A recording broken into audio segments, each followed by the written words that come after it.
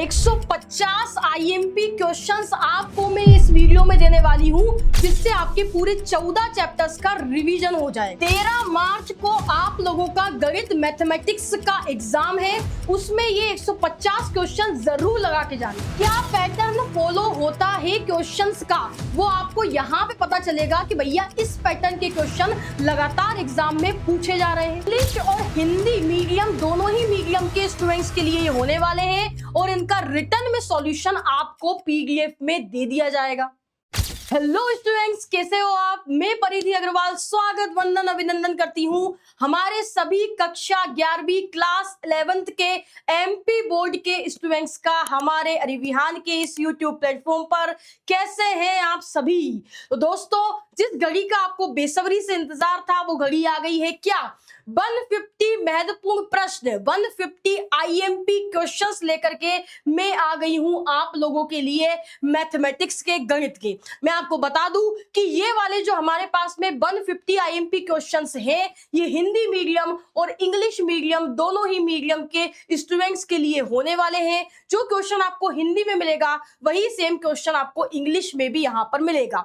यहाँ पर जो है मोस्ट आईएमपी से क्या मतलब है भाई, कि हर एक चैप्टर हमारा जो क्लास 11th का है, टोटल कितने चैप्टर है भैया? 14 चैप्टर है। तो 14 चैप्टर के जो भी हमारे पास में इंपॉर्टेंट क्वेश्चन है वो मैं लेकर के आई हूं।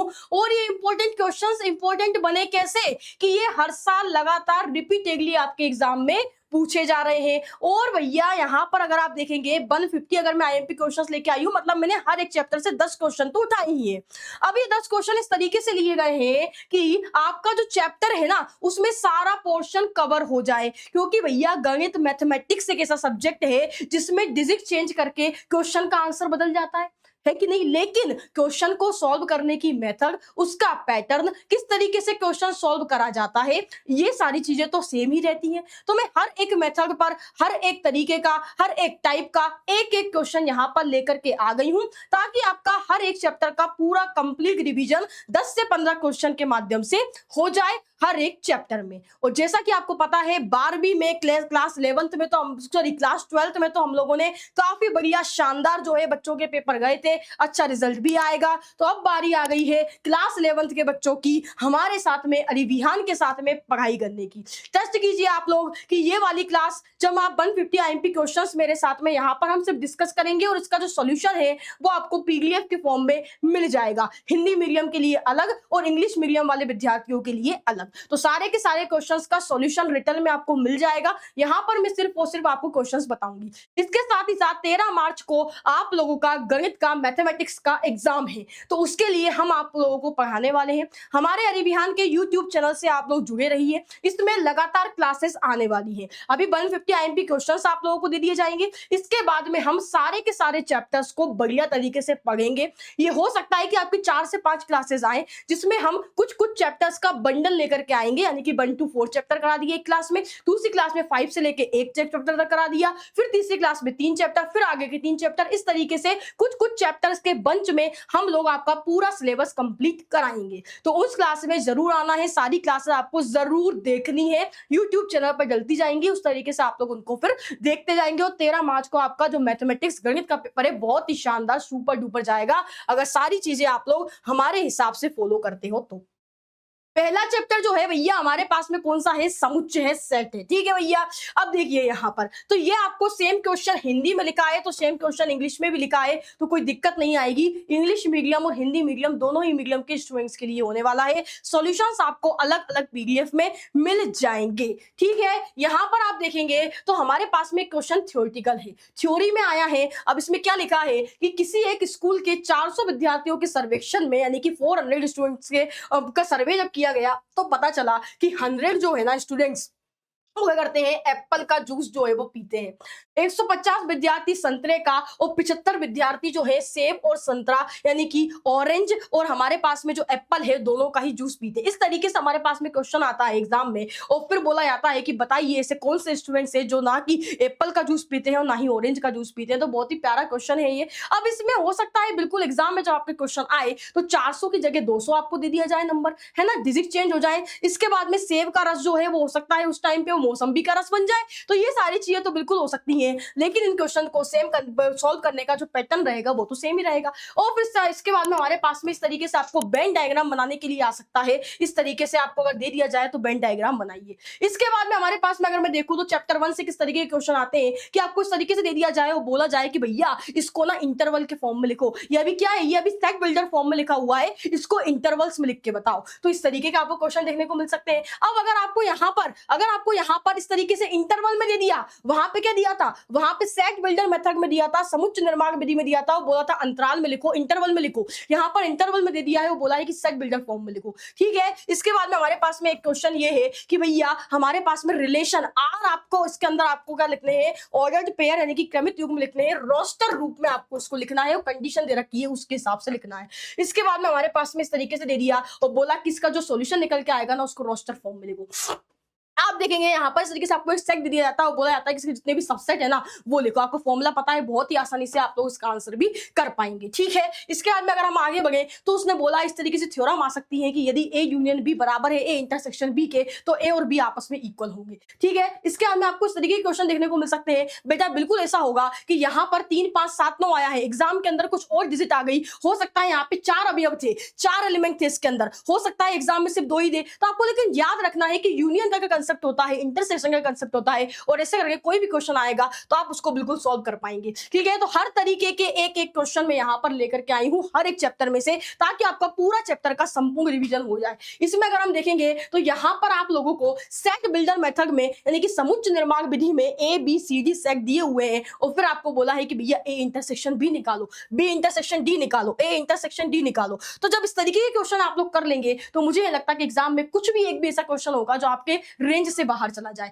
ठीक है, यहां पर आप देखेंगे तो इसमें भी हमारे पास में ये बहुत ही बढ़िया क्वेश्चन है, जिसमें कि ए यूनियन बी इसके बाद में उसका कॉम्प्लीमेंट यानी कि पूरक निकालना है। तो अगर आपने देखा हो तो पहले चैप्टर में से जो क्वेश्चंस लेकर के आई आप लोगों के लिए, वो कहीं ना कहीं पूरे के पूरे चैप्टर में जो भी इंपॉर्टेंट टॉपिक्स है, जो भी कंसेप्ट है, सबको कवर कर रहा है। अगर बात करते हैं चैप्टर नंबर 2 की, जिसका नाम क्या है, संबंध एवं फलन, रिलेशन एंड फंक्शंस, इसकी अगर हम लोग बेटा बात करें तो रिलेशन एंड फंक्शन की अगर हम बात करें तो ए बी सी और डी आपको दिया है, वो बोला है कि भैया क्या करो, कार्टेशियन प्रोडक्ट करो, ए क्रॉस सी हो, बी क्रॉस डी हो। बताओ कि ए क्रॉस सी जो है वो बी क्रॉस डी का ही एक सबसेट है, उपसमुच्चय है। ठीक है, इसके बाद में अगर हम आगे बात करें तो यहां पर इस तरीके के क्वेश्चन भी आपको देखने को मिल सकते हैं, जहां पर आपको ए क्रॉस ए के कुछ 2 ऑर्डर्ड पेयर दे दिए और फिर कुछ कंडीशन दे दी हो, बोला कि बाकी भी निकाल के बताओ। ठीक है, इसके बाद में अगर हम आगे आए तो आपको बोला है कि भैया ए क्रॉस बी दे रखा है तो उसमें से ए और बी की वैल्यू फाइंड करो। यहां पर बोला है कि भैया इसका डोमेन निकाल के बताओ, इसका प्रांत निकाल के बताओ। ये वाला क्वेश्चन जो है ये भी हमारे पास में किसकी बात कर रहा है, प्रांत की बात कर रहा है। तो ऐसे क्वेश्चंस हमारे पास में चैप्टर नंबर 2 से देखने को मिलते हैं। आगे हम देखेंगे तो सेट ए दे रखा है, आर दे रखा है और बोला है कि भैया संबंध बताओ, और साथ ही साथ जब संबंध बन जाए रिलेशन आर के अंदर जितने भी ऑर्डर्ड पेयर आ रहे हैं इस कंडीशन के हिसाब से जब वो आ जाए तो फिर बताओ कि उसकी डोमेन और रेंज आखिरकार क्या होने वाली है। ठीक है, आगे अगर हम लोग बढ़े तो यहाँ पर x और y की वैल्यूज फाइंड करने की बात हो रही है। और क्या दे रखा है कि 2 ऑर्डर्ड पेयर हमको इक्वल दे रखे हैं। जब 2 ऑर्डर्ड पेयर इक्वल होंगे तो क्या होता है क्या होता है भैया कि जब 2 ऑर्डर्ड पेयर आपस में इक्वल होते हैं तो उनके हमारे पास में जो करस्पॉन्डिंग, जैसे कि ये वाला हमारे पास में एलिमेंट है तो पहले क्रमित युग्म का पहले ऑर्डर्ड पेयर का फर्स्ट एलिमेंट और दूसरे वाला जो हमारे पास में ये ऑर्डर्ड पेयर रखा है इसका भी फर्स्ट एलिमेंट आपस में इक्वल होंगे, है ना। तो इस तरीके से हमारे पास में इक्वल करके आप एक्स और वाई की वैल्यूज फाइंड कर सकते हैं। यहाँ पर हमको कंडीशन दे रखी है और फिर इसकी वैल्यू फाइंड करने की बात हो रही है। तो ये वाला क्वेश्चन भी इस तरीके के क्वेश्चन एग्जाम में देखने को मिलते हैं, यानी कि हर एक तरीके का हर एक सेगमेंट का क्वेश्चन मैं आपके लिए लेकर के आई हूँ। दोस्तों यहाँ पर मुझे जो है थोड़ी सी सर्दी हो रही है तो हो सकता है बीच में मेरी खांसी की आपको आवाज आए पर झेलना पड़ेगी। क्या कर सकते हैं, बहुत ट्राई किया पर खांसी जा ही नहीं रही है। लेकिन आप लोगों की क्लासेस है, 13 तारीख को आपका एग्जाम है, इसलिए मैं क्लासेस तो सारी लूंगी और आपको पढ़ा के तो पूरा जाऊंगी। इसके बाद में अगर हम बात करें यहाँ पर तो इस तरीके के क्वेश्चन आपको देखने को मिल सकते हैं, जहां पर आपको एफ दे रखा है कि भैया उसके अंदर कौन कौन से ऑर्डर्ड पेयर आने वाले हैं, तो आपको एफ ऑफ एक्स की वैल्यू निकालनी है। ठीक है, यहाँ पर अगर हम देखें तो हमारे पास में कोई भी फंक्शंस होते हैं तो उनका एडिशन, उनका सब्ट्रैक्शन और उनका मल्टीप्लिकेशन, उस पर बेस्ड क्वेश्चन यहाँ पर आपको देखने को मिला। इस तरीके से हमारे चैप्टर नंबर 2 में इतने सारे क्वेश्चन अगर आप कर लेंगे तो बात बन जाएगी। फिर बात करते हैं त्रिकोणमितीय फलनों की। त्रिकोणमितीय फलन ट्रिग्नोमेट्रिक फंक्शंस की अगर हम बात करें तो ट्रिग्नोमेट्रिक फंक्शंस में प्रॉपर्टी बेस्ड क्वेश्चंस ज्यादा पूछे जाते हैं। और सबसे पहले आपको हर एक तरह की प्रॉपर्टी पता होना जरूरी है, क्योंकि अगर आपको फॉर्मूला ही याद नहीं होगा, क्वेश्चन जब एग्जाम में आएगा आपको पता ही करना कैसे है, फॉर्मूला ही याद नहीं है तो कैसे अप्लाई करोगे, कैसे लगाओगे, कैसे आंसर लेके आओगे। तो दोस्तों फॉर्मूला याद करना बहुत बहुत बहुत ज्यादा जरूरी है इस वाले चैप्टर में। तो क्या करना है, आपको आपकी टेबल पर, डेस्क पर एक बढ़िया सा चार्ट बना लेना है फॉर्मूला शीट का, सारे इंपॉर्टेंट फॉर्मूला उसमें लिखना है। सुबह शाम उसको क्या करना है, वहां पे आके माला नहीं चढ़ानी है उस पे, सुबह शाम जाकर के उसको देखना है, बढ़िया तरीके से एकदम याद कर लेना है। जब क्वेश्चन सॉल्व करो तब उन प्रॉपर्टी को देख देख करके क्वेश्चंस को सॉल्व करो, अप्लाई करो, अपने आप फॉर्मूलाज याद हो जाएंगे। आगे हम बढ़ते हैं तो इस तरीके के क्वेश्चन आपको एग्जाम में देखने को मिलते हैं, है ना। ये हमारे पास में थ्योरेटिकल क्वेश्चन है। इसमें हमको क्या पूछा है, त्रिज्याओं का अनुपात यानी कि रेडियस जो रहेंगी उसका रेशियो पूछा है। आगे हम बात करें तो मेरे को दे रखा है कोसेक्स की वैल्यू दे रखी है। वो बोला है कि जो एक्स है ना भैया वो का तृतीय चतुर्थांश यानी कि थर्ड क्वाड्रेंट में है। और फिर बोला है कि बाकी सभी जो हमारे पास में और भी ट्रिग्नोमेट्रिक फंक्शंस है बाकी के वो भी फाइंड करो। ठीक है, इस तरह के क्वेश्चन आपको देखने को मिल सकते हैं। अब यहाँ पर कोसेक्स के लिए मैं लेकर के आई हूँ, हो सकता है एग्जाम में आपको 10x दे दिया जाए और बाकी अदर पूछे जाए तो निकालना तो आप लोग सीख जाओगे ना क्वेश्चन से। फिर बाकी भले हो सकता है कि अलग आपको वहां पे आइडेंटिटी दे दी जाए, अलग ट्रिग्नोमेट्रिक फंक्शंस दे दिया जाए, लेकिन पैटर्न तो सेम रहेगा, मेथड तो सेम रहेगी क्वेश्चन को सॉल्व करने की। ठीक है, अब ये वाला क्वेश्चन है तो बेटा ये सभी क्वेश्चंस क्या है हमारे पास में, प्रॉपर्टी बेस्ड है। कौन सी प्रॉपर्टी लगेगी ma'am, cos x cos y minus sin x sin y की प्रॉपर्टी लगेगी। वो बहुत ही आसानी से आपका आंसर निकल के आएगा इस वाले क्वेश्चन में। अगर हम बात करते हैं इसमें तो इसमें भैया प्रॉपर्टी लगेगी 10 की। ठीक है, इस तरीके के क्वेश्चन आपको एग्जाम में प्रूफ करने के लिए मिलते हैं, है ना। लेकिन प्रॉपर्टी तभी लगा पाओगे जबकि वो आपको याद होगी। तो सबसे पहले प्रॉपर्टीज याद करना है, लगाना है और प्रूफ कर देना है। ठीक है, अगर हम बात करें आगे तो देखिए इस तरीके के क्वेश्चन हमारे पास में अधिकतर प्रूफ करने के इस वाले चैप्टर से पूछे जाते हैं, आप देख पा रहे हैं। और ये क्वेश्चंस बेटा मोस्ट इंपोर्टेंट इसलिए है क्योंकि ये क्वेश्चंस ऐसे क्वेश्चंस है जो कि हर साल लगातार रिपीटेडली पूछे जा रहे हैं। अगर आप लोगों ने ढंग से तैयारी की है और बाकी साल भर पढ़ा है तो आपको पता भी होगा, आपके स्कूल में कराए गए होंगे, तो बेटा ये क्वेश्चन बहुत ही ज्यादा मोस्ट इंपोर्टेंट है। ठीक है ना। आगे अगर हम बढ़ते हैं तो देखिए 10 से कितने सारे क्वेश्चन हमारे पास में पूछे जा रहे हैं। तो 10 2x की एक प्रॉपर्टी होती है, वो लग करके वहां पर ये क्वेश्चन सॉल्व होने वाले थे। अगर बात करते हैं हमारा अगला चैप्टर जिसका नाम क्या है, सम्मिश्र संख्याएं और द्विघात की समीकरण, complex numbers and quadratic equations. इसकी अगर हम बात करें तो बेटा कॉम्प्लेक्स नंबर्स में कॉन्जुगेट फाइंड करने के लिए आता है ना। कोई कॉम्प्लेक्स नंबर है तो पहले उसको a प्लस IB के फॉर्म में आपको पहले बताना पड़ता है ना। इस तरीके के क्वेश्चंस आपके एग्जाम में यहाँ से पूछे जाते हैं, जैसे देखिए। और यहाँ पर हमारे पास में मल्टीप्लिकेटिव इनवर्स पूछा है इस कॉम्प्लेक्स नंबर का। ठीक है, यहाँ पर बोला है कि भैया इसको पहले a प्लस IB के फॉर्म में लिखो और इसके बाद में इसका कॉन्जुगेट फाइंड करो, है ना। अगर आपने एक क्वेश्चन इस तरीके कर लिया, बाकी क्वेश्चन जो भी इस तरीके के आएंगे आप लोग बिल्कुल कर पाएंगे। इसके बाद में इसका क्या करना है, मॉड्यूलस फाइंड करना है। यहाँ पे क्या करना है भैया, इसको सॉल्व करना है और इसका जो भी x की वैल्यू निकल के आएगी वो निकालना है। अगर बात करते हैं इसकी तो बहुत ही आसानी से जो i की पावर हमारे पास में होती है इसको सॉल्व करके आप लोग इसका आंसर भी निकाल सकते हैं। ठीक है भैया।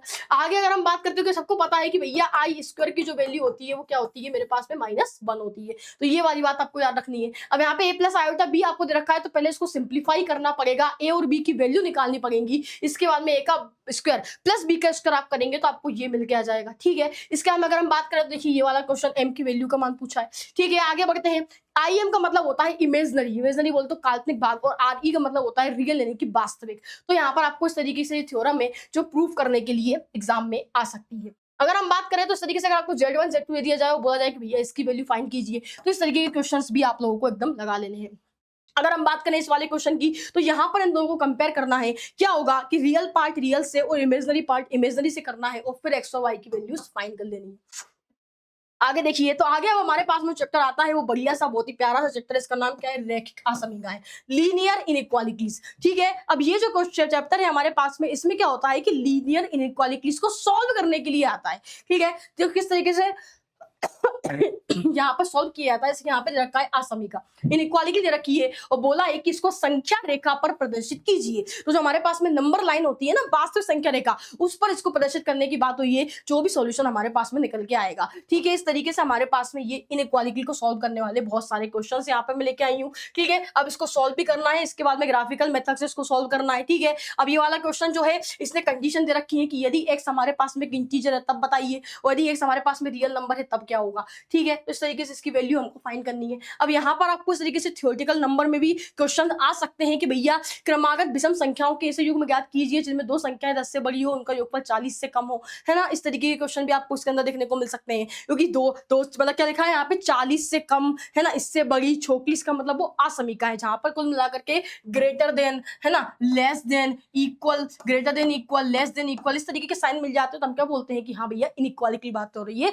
असमीका की बात हो रही है। तो ये सारे क्वेश्चंस आप लोगों को बिल्कुल लगा लेने हैं इस वाले चैप्टर में। हर तरीके का एक एक क्वेश्चन हम आपके लिए लेकर के आए हैं ताकि पूरा आपका रिवीजन हो जाए। डिजिट चेंज करके अगर मान लो एग्जाम में क्वेश्चन आए तब भी आप उसको बिल्कुल कर पाए, ठीक है। तो ये सारे क्वेश्चन आपको लगाने हैं। दूसरा अगर हम मैं बोलूं तो ये सारे क्वेश्चन का सॉल्यूशंस आप लोगों को रिटर्न फॉर्मेट में बिल्कुल मिल जाएगा, ठीक है, क्योंकि सारे क्वेश्चन सॉल्व कराने जाते तो बहुत ही लेंथी लेक्चर बन जाता है। वैसे भी हम आपको चैप्टर वाइज सारा का सारा कंटेंट पढ़ाने वाले हैं, हम पहले थ्योरी पढ़ेंगे और इसके बाद में क्वेश्चंस भी करेंगे। तो वो वाली क्लासेस भी आपकी बहुत ही जल्द आने वाली है, लगातार आने वाली है। 13 तारीख के पहले पहले पूरा कंटेंट आपको बिल्कुल मिल जाएगा और 13 मार्च को बढ़िया से मैथ का एग्जाम आप लोगों को देना है। क्रमचय और संचय की अगर बात करें, परम्यूटेशंस एंड कॉम्बिनेशंस की अगर हम बात करें तो यहां से इस तरीके के क्वेश्चंस आपके पूछे जाते हैं, ठीक है भैया। फैक्टोरियल में क्वेश्चंस यहां पर इस तरीके के पूछे जाते हैं। और अगर हम बात करें थ्योरेटिकल क्वेश्चंस तो इस तरीके के आते हैं कि भैया हमारे पास में चयन करने के कितने तरीकों की संख्या क्या है, कितने तरीके से किसी चीज को सिलेक्ट किया जा सकता है।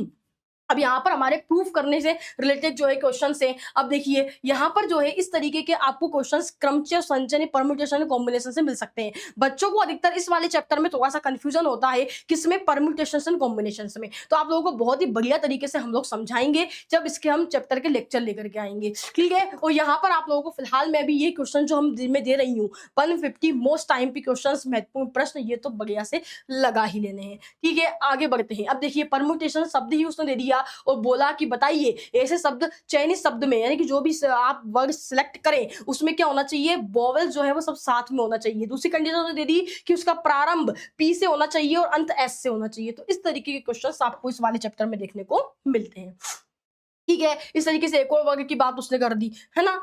चलिए आगे अगर हम बढ़ेंगे तो उसने बोला कि भैया 100 से 1000 के बीच में ऐसी कितनी संख्याएं हैं जिन्हें अंक से बनाया जा सकता है, इसे पुनरावृत्ति की अनुमति नहीं है। तो यहाँ पे 2-3 तरीके के क्वेश्चन आते हैं, इसमें रिपीटेड मतलब कि नहीं हो सकता, या रिपीटेशन अलाउड नहीं है, या फिर कभी कभी ऐसे क्वेश्चन आते हैं इसमें रिपीटेशन अलाउड होता है।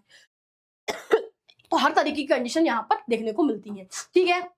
अगर हम इसकी बात करें तो 5 झंडे दिए हुए हैं, ठीक है, विभिन्न संकेत बनाए जा सकते हैं, ठीक है ना। अब यहाँ पर उसने बोला कि एक के नीचे दूसरे के प्रयोग की आवश्यकता पड़ती है, तो कितने तरीके से कितने विभिन्न संकेत बनाए जा सकते हैं, कितने हमारे पास में डिफरेंट सिग्नल्स बनाए जा सकते हैं इन सभी 5 फ्लैग्स का इस्तेमाल करके जो डिफरेंट कलर्स के हैं। तो इस तरीके के क्वेश्चन आपको यहाँ पर देखने को मिलते हैं, मतलब तो मिला के सिलेक्शन करना, है ना, उसमें से। तो ये सब परम्यूटेशन, कॉम्बिनेशन, क्रमचय और संचय की बात होती है। अब बात करते हैं द्विपद प्रमेय की, बायनोमियल थ्योरम की। तो यहाँ पर तो बहुत ही सिंपल है कि आखिरकार किसी भी हमारे पास में आता है तो बायनोमियल थ्योरम से एक्सपांड कैसे किया जाता है क्वेश्चन के आंसर को, तो ये वाली बातें यहाँ पर हैं। तो अगर आपने एक क्वेश्चन इस तरीके का लगा लिया तो ऐसे तरीके के जितने भी क्वेश्चन आएंगे आप लोग उनको बहुत ही बढ़िया तरीके से कर पाएंगे। तो इन लोग क्वेश्चंस की जरूर आप लोग प्रैक्टिस कर लीजिएगा, ठीक है। ये सभी क्वेश्चंस की आप लोगों को बढ़िया से प्रैक्टिस कर लेनी है। अब यहाँ पे डिजिट में आ गया, वहां पे एक्स में था, यहाँ पे डिजिट में आ गया, ठीक है।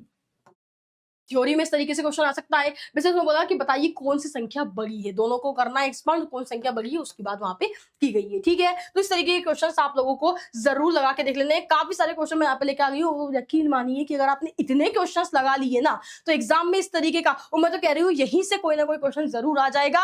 और अगर मान लो कोई दूसरा डिजिट चेंज करके आता भी है कि भैया एक्स के पे 2x आ गया, तब भी आप उसको कर लेंगे क्योंकि आप इतने सारे क्वेश्चन ऑलरेडी कर चुके होंगे। अगर बात करते हैं अनुक्रम तथा श्रेणी यानी कि सीक्वेंस एंड सीरीज की अगर हम बात करें तो इससे भी बहुत ही बढ़िया तरीके के क्वेश्चंस आप देख पाएंगे, इस तरीके के पूछे जाते हैं। यहाँ पर थोड़ा सा आप लोगों को ना फॉर्मूलाज भी याद रखने पड़ेंगे। हर एक चैप्टर में कुछ कुछ इंपॉर्टेंट फॉर्मूलाज हैं जो आपको एग्जैक्टली याद करने पड़ेंगे, जो कि एग्जाम में क्वेश्चन में लगातार उस तरीके से ही पूछे जाते हैं, ठीक है। तो यहाँ पर हमारे पास में देखिए, इसमें तो हमको p प्लस क्यू क्या बोला है, find the sum of the first p plus q terms, ठीक है। अब यहाँ पे इसमें n पदों का योगफल हम लोगों को ज्ञात करना है, n पदों का एडिशन हम लोगों को निकालना है। इसके अंदर अगर हम बात करें तो यहाँ पर ये वाला क्वेश्चन तो भैया एकदम मोस्ट इंपॉर्टेंट क्वेश्चन है। इतनी बार रिपीट हुआ है ये एग्जाम में, बहुत बार, तो ये वाला क्वेश्चन आपको जरूर लगा लेना है। ठीक है, आगे बढ़ते हैं। तो यहाँ पर देखिए भैया, इसमें बोला है कि सीक्वेंस ज्योमेट्रिक प्रोग्रेशन की बात यहाँ पर की गई है। ठीक है, इसके बाद में देखिए हमारे पास में जो है एक बहुभुज से यानी कि पॉलीगॉन से रिलेटेड एक क्वेश्चन यहाँ पर मैं लेकर के आई हूँ, ताकि आपको हर तरीके के क्वेश्चन का एक बार तो रिविजन हो ही जाए। तो ये सभी क्वेश्चन आप लोगों को लगा लेने हैं। इस तरह क्वेश्चन एग्जाम में आया, गुणोत्तर श्रेणी का कौन सा पद ये है। अब देखिए कितना बड़ा नंबर लिखा हुआ है, तो इन क्वेश्चन को कैसे सॉल्व करना है, क्या अप्रोच है, तो ये सभी क्वेश्चंस। अब ये वाला क्वेश्चन भी बहुत बार रिपीट हुआ है और काफी ज्यादा इंपॉर्टेंट है, तो इसको भी आप लोग जरूर लगा लेंगे। ठीक है, आगे अगर हम बढ़े तो देखिए इस वाला क्वेश्चन को भी आप लोगों को लगा लेना है। तो ये कुछ हमारे पास में बहुत ही ज्यादा मोस्ट इंपॉर्टेंट टॉपिक्स है, आपने देखा होगा। तो अभी तक जितने भी चैप्टर्स मैंने आपको बता दिए, इन सभी में मैंने हर तरीके का सेगमेंट कवर कर लिया। आप ये बोल ही नहीं सकते कि मैम इस टाइप का क्वेश्चन आता है और आपने ये छोड़ दिया। हर तरीके का क्वेश्चन जो है हम लोग आपके लिए यहाँ पर लेकर के आ गए हैं, जिससे कि आप लोगों का बढ़िया से रिवीजन हो जाए इन 150 आईएमपी क्वेश्चन से ही। ठीक है, इतने क्वेश्चंस 150 ये जो क्वेश्चन मैं आपको दे रही हूँ, 151 भी हो सकते हैं, तो ये क्वेश्चंस आपको जरूर एग्जाम में लगाकर जाने ही है। ठीक है ना, तो ये सारे क्वेश्चंस आप लोग एकदम बिल्कुल अच्छे तरीके से लगा लेंगे। सभी का पीडीएफ फॉर्म में आपको पीडीएफ मिल जाएगा। अगर बात करते हैं सरल रेखा स्टेक लाइंस की, तो स्टेक लाइंस पर भी हमारे पास में बहुत ही प्यारे प्यारे छोटे छोटे क्वेश्चन से 3 पॉइंट्स आपको दे रखे हैं, शो करना है हमको ये। ठीक है, इसके बाद में हमारे पास में वही कि किसी पॉइंट से जाने वाली और उसके हमारे पास में कटिंग इंटरसेप्ट्स वाले जो on the axis whose sum is 9, तो हमको क्या करना है, लाइन की इक्वेशन फिर फाइंड करनी है। ठीक है, इसके बाद में y दे रखा है और ये दे रखा है, मतलब हमको यहाँ पे 2 इक्वेशंस दे रखी है लाइंस की, और बोला है कि भैया एंगल फाइंड करो। ठीक है, तो अलग अलग टाइप में अलग अलग किस तरीके से लाइन की इक्वेशंस पूछी जा सकती हैं, उससे रिलेटेड यहाँ पर क्वेश्चंस आप लोगों के लिए लाए गए हैं, है ना। अब यहाँ पर हमको दे रखा है 2 इक्वेशंस, तो बोला है कि भैया समांतर है, लंब है, पैरेलल है, परपेंडिकुलर है, दोनों की कंडीशन दे रखी है, अब उसको सॉल्व करके बताइए। यहाँ पर समांतर रेखाओं के बीच की दूरी की बात हो रही है कि अगर हमारे पास में जो हमारे पास में लाइंस अगर वो पैरेलल हैं, तो उन दोनों के बीच की डिस्टेंस निकालो, उसकी बात हो रही है ना। आपको पता है कि 2 लाइंस अगर पैरेलल होती हैं तो डिस्टेंस निकालने का क्या फॉर्मूला होता है, और अगर नहीं होती है पैरेलल तब क्या फॉर्मूला होता है। तो उन दोनों फॉर्मूलाज को बढ़िया से याद रखना है आप लोगों को, और इसके बाद में इसका सॉल्यूशन होगा। ठीक है, अब यहाँ पे बोला है कि भैया -3,5 से पास करने वाली और perpendicular to the line passing through the points this, उसकी हमको जो है लाइन की इक्वेशन फाइंड करनी है। तो लाइन की इक्वेशन फाइंड करने के बहुत सारे अलग अलग तरीके के फॉर्मूलाज होते हैं, अलग अलग तरीके की चीजें होती हैं कि 2 पॉइंट कभी दे दिए जाए, 1 पॉइंट दे दिया जाए, एक इंटरसेप्ट का पॉइंट दे दिया जाए। तो इस तरीके से आप लोगों को हर एक टाइप में हर एक उसमें लाइन की इक्वेशन का क्या फॉर्मूला होता है ये पता होना चाहिए, तब जाकर के आप इन क्वेश्चन को सॉल्व कर पाएंगे। तो हर एक तरीके का क्वेश्चन हम तो आपके लिए ले आए, अब बस आपका एक क्या करना है, आप लोगों को इनको 150 क्वेश्चन को बिल्कुल अच्छे तरीके से रजिस्टर में लिख करके बढ़िया से सॉल्व करना है। जब आपको पीडीएफ प्रोवाइड करेंगे तो उस पीडीएफ में देख करके, या फिर अगर आपको पहले से सॉल्यूशन आता है तो फिर पहले कर लेना और बाद में पीडीएफ से मैच कर लेना कि भैया सही आंसर आया है कि नहीं। ठीक है, तो इस तरीके से सभी क्वेश्चंस आप लोगों को बढ़िया तरीके से लगा लेने हैं। चलिए, 2 रेखाओं के बीच का कोण यानी कि एंगल दे रखा है, slope of the one line दे रखा है आपको, slope of one of the lines is 1/2, then find करना है दूसरी लाइन का स्लोप। ठीक है, इस तरीके के क्वेश्चन भी आपको देखने को मिलेंगे। अगर हम बात करें यहाँ पर शंकु परिच्छेद की, ठीक है ना, कॉनिक सेक्शन की अगर हम बात करें, शंकु परिच्छेद की बात करें, तो बेटा शंकु परिच्छेद में कॉनिक सेक्शन में हम लोग यहाँ पे क्या क्या पढ़ते हैं, हम यहाँ पे सर्कल पढ़ते हैं, हम यहाँ पर एलिप्स पढ़ते हैं, हम यहाँ पर हाइपरबोला भी पढ़ते हैं। ठीक है, तो ये चीजें हम यहाँ पे पैराबोला भी पढ़ते हैं। तो ये सारी चीजें जो है यहाँ पर हम लोग पढ़ते हैं, और फिर इसके अंदर जो भी हमारी चीजें होती है कि भैया एसेंसिटी है, फोकस है, माइनर एक्सिस, तो ये सारी चीजें निकालने का, तो ये इन सबके क्या होते हैं, हमारे पास में डायरेक्टली फॉर्मूलाज होते हैं। तो आपको डायरेक्टली बस वो याद रखना है कि भैया सर्कल की इक्वेशन क्या होती है, एलिप्स की क्या होती है, पैराबोला की क्या होती है, हाइपरबोला की क्या होती है, फोकस क्या होता है। ठीक है, हमारे पास में लेटस रेक्टम क्या होती है, तो ये सारी चीजें आपको पता होनी चाहिए। अब यहाँ पर बोला है कि भैया वृत्त की सर्कल की इक्वेशन दे दी है, आपको बोला है कि भैया सेंटर और रेडियस निकालो, है ना। यहाँ पे आपको पैराबोला की इक्वेशन दे रखी है और बोला है कि भैया क्या क्या करना है, इक्वेशन ऑफ डायरेक्ट्रिक्स, फोकस, और ये सारी चीजें आप लोगों को निकालनी है। है ना। इस तरीके के क्वेश्चंस आपको एग्जाम में देखने को यहाँ से इस वाले चैप्टर से मिलेंगे, ठीक है। अधिकतर यहाँ से एक एक नंबर के भी क्वेश्चंस आप लोगों को पूछे जाते हैं इस वाले चैप्टर से। अब यहाँ पर बोला है कि भैया इलिप्स की आपको इक्वेशन फाइंड करनी है, इसके वर्टाइसेस और एक फोका यानी कि उसकी नाभि दे रखी है, ठीक है। इसके हमें उस परवलय का समीकरण हमको ज्ञात करना है, पैराबोला की इक्वेशन ज्ञात करनी है जिसकी हमको नाभि और शीर्ष यानी कि वर्टेक्स दे रखा है, ठीक है। हिंदी और इंग्लिश दोनों ही लैंग्वेजेस में ये क्वेश्चन है, तो मुझे नहीं लगता किसी बच्चों को कोई दिक्कत आएगी इनको सॉल्व करने में, बहुत ही आसानी से आप लोग इनको बिल्कुल कर पाएंगे, ठीक है भैया। तो यहाँ पर क्या है हमारे पास में जो चैप्टर था शंकु परिच्छेद यानी कि कॉनिक सेक्शन, तो यहाँ पर से हमारे पास में कौन कौन से मैं बता रही हूँ इंपॉर्टेंट है, जो सर्कल के बारे में पूरी जानकारी होना चाहिए, दूसरा एलिप्स के बारे में जानकारी होना चाहिए, पैराबोला, पैराबोला के बहुत सारे टाइप्स होते हैं, ठीक है ना, राइट वर्ग होता है, डाउन वर्ग होता है, अप वर्ग होता है, लेफ्ट वर्ग, तो वो सारी चीजें आपको पता होनी चाहिए कि भैया जब पैराबोला हमारे पास में किस टाइप का आएगा तो उसकी क्या हमारे पास में लेटेस्ट रेक्टम होगी, क्या उसके उसमें डायरेक्ट्रिक्स की इक्वेशन हमारे पास में बनेगी, तो ये सारी चीजें आपको पता होनी चाहिए। हाइपरबोला के बारे में पता होना चाहिए, तो बहुत ही आसानी से आप लोग क्वेश्चन आराम से सॉल्व कर पाएंगे। अगर बात करते हैं त्रिविमीय ज्यामिति का परिचय, इंट्रोडक्शन ऑफ 3D ज्योमेट्री, इसकी बात अगर हमको करते हैं दोस्तों, तो यहाँ पर हमारे पास में क्वेश्चन ये बहुत ही ज्यादा पूछा जाता है एग्जाम के अंदर कि 3 पॉइंट्स आपको दे दिए जाए और बोला जाए कि बताइए कोलिनियर है कि नहीं, संरेख है कि नहीं, ठीक है ना। 2 पॉइंट्स के बीच की डिस्टेंस निकालने का फॉर्मूला डायरेक्टली आप लोगों को पता है, वहां से निकाल सकते हैं। अब बोला है कि यहाँ पर find the equation of the set of the points which are equidistant from the point this and this, ठीक है। यहाँ पर हमको बोला है कि समांतर चतुर्भुज के शीर्ष है, यानी कि ये क्या पैरेललोग्राम के हमारे पास वर्टाइसेस है, ये हमको शो करना है। इसके अगर हम बात करें समद्विबाहु त्रिभुज की बात हो रही है यहाँ पर, ठीक है। और अगर हम देखें तो एबीसी त्रिभुज एबीसी का केंद्रक दे रखा है, यानी कि हमको यहाँ पर उसका सेंट्रोइड दे रखा है और बोला है कि भैया बिंदु सी के निर्देशांक ज्ञात करो, ए और बी हमको दे रखे हैं, पॉइंट सी के हमको कोऑर्डिनेट निकालने हैं, ठीक है। यहाँ पर बोला है कि PA बराबर PB की बात हो रही है कि find the equation of the set of points P such that this, हमको कंडीशन दे रखी है, हमको इक्वेशन फाइंड करनी है। अब हम आगे यहाँ पे देखें तो मेरे को क्या दे रखा है कि ऐसे बिंदुओं के समुच्चय का समीकरण ज्ञात कीजिए जिनके बिंदुओं से समदूरस्थ है, ठीक है। तो देखिए ये वाला क्वेश्चन अभी एक बार और आया था, उन अष्टांशों के नाम बताइए, ऑक्टेंट्स के नाम बताइए जिन which the points this lie, ठीक है। तो ये हमको यहाँ पर सारी चीजें आप लोगों को पहले थ्योरी पढ़ना पड़ेगी, इसके बाद में आप लोग फिर क्वेश्चंस लगाइएगा, ठीक है। अब अगर हम बात करें हमारे नेक्स्ट चैप्टर की जिसका नाम क्या है भैया, सीमा और अवकलज, लिमिट्स एंड डेरिवेटिव्स, तो बेटा ये वाला चैप्टर तो बहुत ही ज्यादा इंपॉर्टेंट है। क्यों? क्योंकि इसका काम आपको सीधा पढ़ने वाला है कक्षा 12वीं क्लास 12th में। तो क्लास 12th में हमारी जो कलन जो कैलकुलस करके जो यूनिट है और उसमें वो चैप्टर है सातत्य और अवकलनीयता, कंटिन्यूटी एंड डिफरेंशिएबिलिटी, तो भैया उसको अगर अच्छे से समझना है तो क्लास 11 में मक्कारी नहीं करना, और ये वाला चैप्टर तो बढ़िया तरीके से आप लोगों को समझ लेना ही है और समझ लिया होगा ऐसी अपेक्षा में करती हूं, ठीक है। तो सीमा और अवकलज की अगर हम बात करें तो इसमें हमारे पास में जो भी क्वेश्चंस है ये देखिए आपको लिमिट दे रखी है x टेंड्स टू -1 और बोला है कि भैया इसकी वैल्यू फाइंड करो। यहाँ पर लिमिट x टेंड्स टू 0 और बोला है कि भैया इसकी वैल्यू फाइंड करो। प्रथम सिद्धांत से फर्स्ट डेरिवेटिव से कोसेक्स की वैल्यू जो है फर्स्ट प्रिंसिपल से हमको कोसेक्स का डेरिवेटिव फाइंड करना है।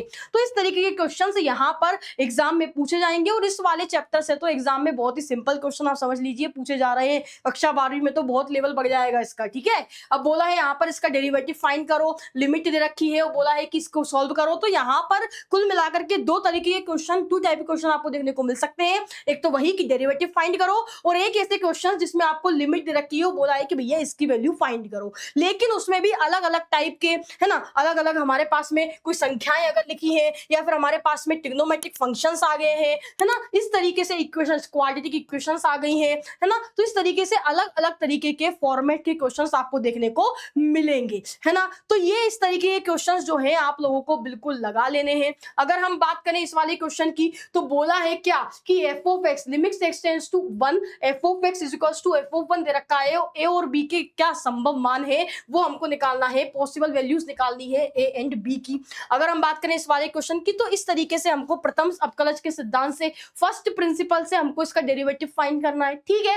तो यहाँ पर अगर मैं आपको बताऊं मेनली इस चैप्टर से लिमिट और डेरिवेटिव, सीधी सी बात है, लिमिट्स पे क्वेश्चन आएगा और दूसरा आपके पास में डेरिवेटिव फाइंड करने के लिए क्वेश्चन पूछे जाएंगे फर्स्ट प्रिंसिपल से, ठीक है। ये आप देख भी पा रहे हैं। और कुछ हमारे पास में डिफरेंशिएशन के या डेरिवेटिव फाइंड करने के डायरेक्ट फॉर्मूले हैं, तो वो भी आप लोगों को याद रखने हैं। एग्जाम में क्वेश्चन आए तो वहां से आप उसको कर दें। ये प्रथम सिद्धांत की बात कर रहा है, यहाँ पर इसका डेरिवेटिव फाइंड करने की बात कर रहा है, ठीक है। अब इसको देखो, for some constant A and B find the derivative of f of x this, ठीक है। इसका हमें यहाँ पर भी इसके डेरिवेटिव को फाइंड करने की बात हो रही है ना। अब कलश ज्ञात कीजिए, यहाँ पर देखिए इसमें भी डेरिवेटिव फाइंड करने की बात हो रही है। क्या हो रहा है भैया कि ये वाला चैप्टर है ना लिमिट्स एंड डेरिवेटिव्स, इसमें मैं थोड़े ज्यादा क्वेश्चन आपके लिए लेकर के आई हूँ। इसमें 10 नहीं बल्कि इसमें आपको हो सकता है 15 से 20 क्वेश्चन मिले। क्यों है? छोटे छोटे क्वेश्चन सी, लेकिन ऐसा क्यों? ऐसा इसलिए बेटा क्योंकि हर एक क्वेश्चन यहाँ पर अपनी अलग अप्रोच लेकर के चल रहा है।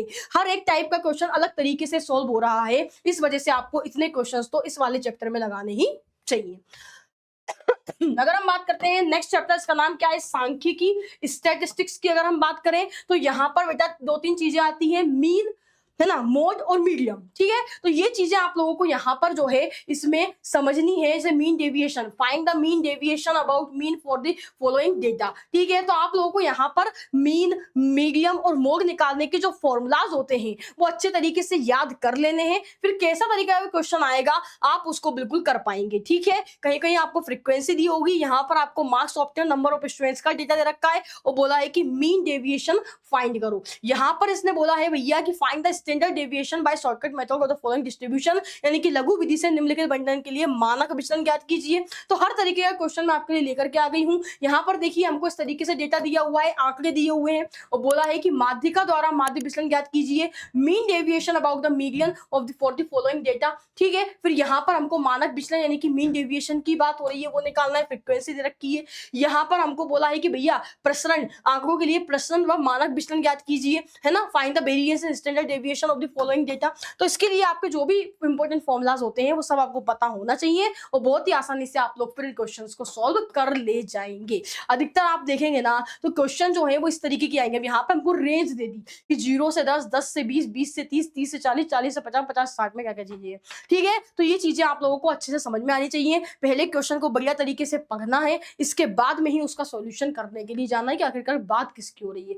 बिल्कुल आप लोगों को ना वो कहते हैं ना हड़बड़ी नहीं करनी है, एकदम आराम से शांति से बैठना है, क्वेश्चन को पढ़ना है, देखना है कि क्या अप्रोच है क्वेश्चन को सॉल्व करने की, किस बारे में बात हो रही है, इसके बाद में आप सॉल्व करेंगे। और यहाँ पर जितने क्वेश्चंस यहाँ पर मैं लेकर के आई हूँ स्टैटिस्टिक्स में, सांख्यिकी में, ये इतने क्वेश्चन अगर आपने लगा लिए ना तो भैया कुछ भी बाहर नहीं जा रहा और इसमें से आराम से आपके क्वेश्चन एग्जाम में बन जाएगा, एकदम बन जाएगा, ठीक है। अगर बात करते हैं लास्ट चैप्टर है हमारा चैप्टर नंबर 14 प्रायिकता की, प्रोबेबिलिटी की अगर बात करें बेटा तो हमारे पास में क्लास लेवल में प्रोबेबिलिटी बहुत ही सिंपल है, कुछ भी इसमें बड़ा नहीं है। यहाँ पे बोला है कि अगर ए और बी मेरे पास में म्यूचुअली एक्सक्लूसिव इवेंट्स है तो ए और बी की वैल्यू फाइंड कीजिए, पी ए और पी बी की वैल्यू यानी कि प्रोबेबिलिटी ऑफ ए और प्रोबेबिलिटी ऑफ बी आपको पहले से दे रखी है, ठीक है। यहाँ पे बोला है पी ई यूनियन एफ ज्ञात कीजिए, तो डायरेक्ट हमारे पास में फॉर्मूला होता है, पहले से मान दे रखा है, रखिए आंसर निकालिए, क्या दिक्कत है। यहाँ पर बोला है कि भैया ताश के पत्तों की बात हो रही है, ठीक है ना, डायमंड की बात हो रही है कि भैया पत्ता ईट का है या फिर नोट है यानी कि पत्ता इक्का नहीं है। तो इस तरीके से कंडीशन बता रखी है कि भैया आखिरकार हमको क्या क्या किस चीज की प्रोबेबिलिटी निकालनी है। Calculate the probability that card will be A diamond, ठीक है ना, इस तरीके से। फिर अगर हम आगे बात करें तो यहाँ पर 3-4 तरीके से बात हो सकती है कि डाइस की बात होगी, कॉइन की बात होगी और एक हमारे पास में कार्ड्स की बात होगी। तो कार्ड के बारे में, डाइस के बारे में और कॉइन के बारे में आपको सारी जानकारी होना चाहिए कि अगर एक डाइस को उछाला जाए तो 6 संभव हमारे पास में कुल परिणाम हो सकते हैं, पॉसिबल आउटकम्स हो सकते हैं। अगर हम बात करें 2 को उछाला 36 हो सकते हैं, ठीक है। इस तरीके से हमारे पास में अगर हम बात करें कॉइन की तो एक कॉइन 2 हमारे पास में जो है आउटपुट निकल के आएंगे। अगर हम बात करते हैं किसकी भैया कार्ड्स की तो टोटल हमारे पास 52 कार्ड्स होते हैं, ठीक है। तो इसके बारे में आपको पता होना चाहिए, इन्फॉर्मेशन होना चाहिए, तब जाकर के आप लोग देख पाएंगे। इसमें 4 इक्के होते हैं, 4 बादशाह, 4 बेगम, 4 हमारे पास में क्या होता है गुलाम होता है। तो ये सारी चीजें आपको पता होनी चाहिए, तब जाकर के आप ये वाले क्वेश्चंस को बहुत ही बढ़िया तरीके से समझ पाएंगे। तो वो जानकारी जरूर रखिए, उतनी रखिए जितनी जरूरी है और इन क्वेश्चंस को सॉल्व करने के लिए काम आएगी, ठीक है ना। चलिए आगे बढ़ते हैं अब हम। तो देखिए यहाँ पर अब देखिए हमको पी ए दे रखा है, पी बी दे रखा है, पी ए और बी दे रखा है। बोला है कि भैया P A complement P B complement यानी कि पी ए नहीं पी बी नहीं और पी ए और बी निकालिए। तो बहुत ही सिंपल क्वेश्चंस आपके एग्जाम में यहाँ से पूछे जाएंगे, ठीक है।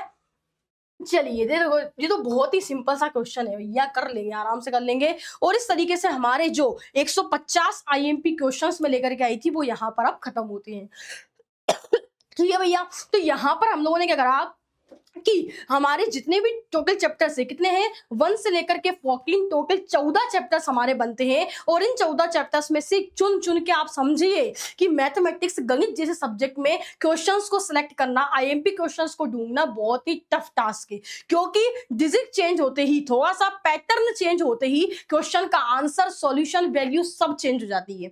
थ्योरेटिकल में तो फिर भी समझ में आता है कि हाँ भैया थ्योरी में ये क्वेश्चन है, यही आएगा, थोड़ा घुमा के आ गया तो ऐसा आएगा, लेकिन मैथमेटिक्स में क्वेश्चंस का सिलेक्शन करना बहुत ही कठिन है। तो ये कैसे किया गया है, ये आपके जो रिपीटेडली क्वेश्चन आपके एग्जाम में लगातार पूछे गए हैं वहां से किया गया है। और ये ध्यान रखा गया है कि हर एक टॉपिक पे बेस्ड हर एक तरीके का क्वेश्चंस यहां पर आपको करवा दिया जाए, कम से कम एक क्वेश्चन तो उस टाइप का लेकर के आया जाए, ताकि अगर एग्जाम में डिजिट चेंज होकर तो टाइप चेंज होकर क्वेश्चन आए तब भी आप उसको कर पाए। इस तरीके से मैं यहाँ पे क्वेश्चंस का सिलेक्शन करके लाई हूं। इसका सॉल्यूशन रिटन फॉर्मेट में आपको पीडीएफ में मिल जाएगा, इंग्लिश मीडियम वाले विद्यार्थियों के लिए अलग और हिंदी मीडियम वालों के लिए अलग। एक बात और ध्यान रखना कि भैया 13 मार्च को, कब 13 मार्च को आप लोगों का क्या है, यहाँ पर हमारे पास में गणित मैथमेटिक्स का एग्जाम है। और आपको क्या होगा कि ये 150 आईएमपी क्वेश्चंस तो आपको मिल जाएंगे। इसके बाद में आपकी जो है यहाँ पर क्या होगी, क्लासेस भी हम लोग कंडक्ट करेंगे, जिसमें आपको, मैंने आपको कहा था कि चैप्टर का बंच करके आपको पढ़ाया जाएगा कि एक क्लास आपकी आएगी जिसमें 1 से लेकर के 4 तक 4 चैप्टर कवर किए जाएंगे, दूसरी क्लास आएगी इसमें 5 से लेकर के 8 4 चैप्टर कवर किए जाएंगे, तीसरी क्लास आएगी जिसमें 9, 10, 11 चैप्टर कवर किए जाएंगे, और लास्ट चौथी क्लास आएगी जिसमें कि क्या होगा 12, 13 और 14 कवर किया जाएगा। और साथ ही साथ ऑब्जेक्टिव क्वेश्चंस की, इसमें हम पूरे 14 चैप्टर के ऑब्जेक्टिव क्वेश्चन डिस्कस करेंगे, उसकी क्लास भी आपकी आएगी, जो इंग्लिश और हिंदी मीडियम दोनों ही मीडियम के बच्चों के लिए होने वाला है, वो भी अलग अलग। हिंदी मीडियम वाले बच्चों के लिए हिंदी मीडियम में अलग क्लासेस आएंगी और इंग्लिश मीडियम वाले बच्चों के लिए इंग्लिश मीडियम में क्लासेस आएंगी। तो वो क्लासेस भी आपको जरूर देखनी है, जिसमें हम उस चैप्टर की थ्योरी भी पढ़ेंगे, कंसेप्ट रिवाइज करेंगे और फिर क्वेश्चंस करने वाले हैं, ठीक है। तो वो भी बहुत ही आईएमपी क्वेश्चंस होने वाले हैं, तो उन क्लासेस में जरूर आइएगा। बाकी ये 150 आईएमपी क्वेश्चंस को जरूर से जरूर सॉल्व करके ही एग्जाम में जाना है, क्योंकि जैसा कि मैंने कहा कि ये क्वेश्चंस जो है वो आपके पूरे चैप्टर का रिवीजन करा देंगे। तो मिलती हूं अब आपसे मैं क्लासेस में, तब तक के लिए अपना ख्याल रखिए। उम्मीद करती हूं आगे पेपर बहुत ही बढ़िया जा रहे हैं और 13 मार्च को मैथ्स का एग्जाम भी बढ़िया शानदार जाएगा। Thank you so much.